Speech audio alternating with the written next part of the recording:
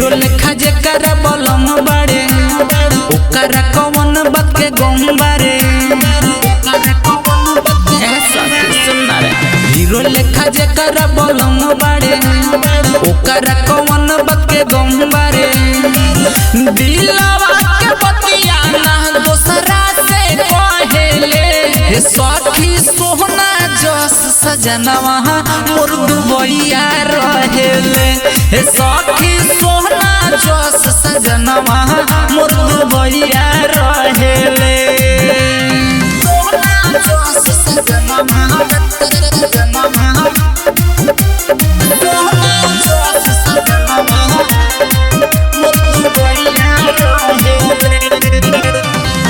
राखेले हमारा के दिल में बसा के हो गईनी धन हम उनका के पाके।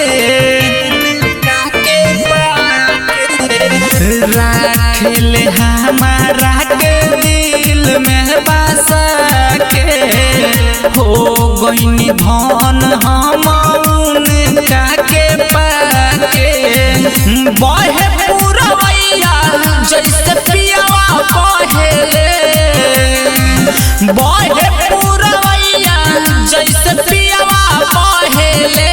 सखी सोहना जस सजनवा मोर दुबैया रहेले। सखी सोहना जस सजनवा मोर दुबैया रहेले।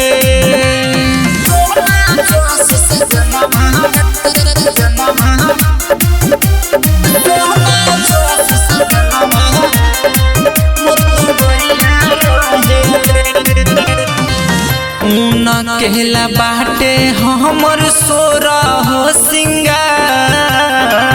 जनवों से ज्यादा उनसे करीले हम प्यार। कहला बाटे हमर सोरा हो सिंगार जनवों से ज्यादा उनसे करीले हम प्यार।